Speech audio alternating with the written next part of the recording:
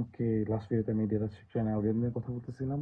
তো যেটা লাস্টে আমি বলতেছিলাম যে ৩ মিনিটের বেশি আসলে দেয় না, এই জন্য আমি আটকে যাচ্ছি। তো যখনই আপনাকে কেউ খুব বলবে যে ডেটা স্ট্রাকচার অ্যালগরিদম ছাড়া হবে না, হ্যান না ত্যান না, আপনি তাদেরকে জিজ্ঞেস করবেন যে ভাই আপনি কোথায় কোথায় এটা ব্যবহার করছেন, আপনার প্রফেশনাল লাইফে কী কী বানাইতে এটা আপনাকে সাহায্য করছে। তো তারপর আপনি দেখবেন আপনি এরকম জিনিস বানাইতে চান নাকি, যদি আপনার না লাগে ফাঁক যাচ্ছে।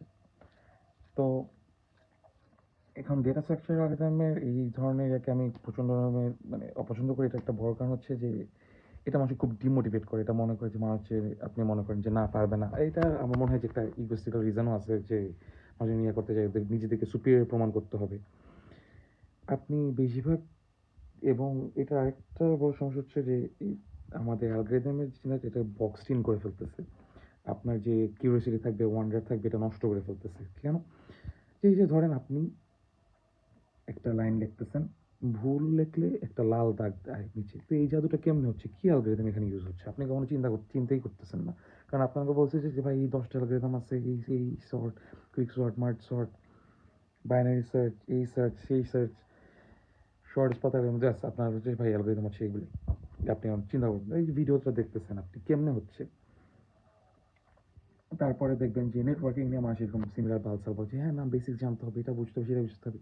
ভাই টিসিপি নিয়ে এত মোটা মোটা বই আছে, আপনি যে বইটা পড়তে মনে হয় সব দেখেন, খালি টিসিপি নিয়ে এত মোটা মোটা বই আছে। এই টিসিপি যে একটু ফাস্টার করা কাজ, এইগুলা খুবই রেয়ার মানুষ করতেছে। সবার হচ্ছে একটা রিকোয়েস্ট পাঠায়, ওইটাই যা জাদু হয় হচ্ছে, যে কার্নেল লেভেলে হচ্ছে, টিসিপি স্ট্যাকে হচ্ছে। ভাই আপনি বেশিরভাগ জিনিস বলতেই পারবেন না।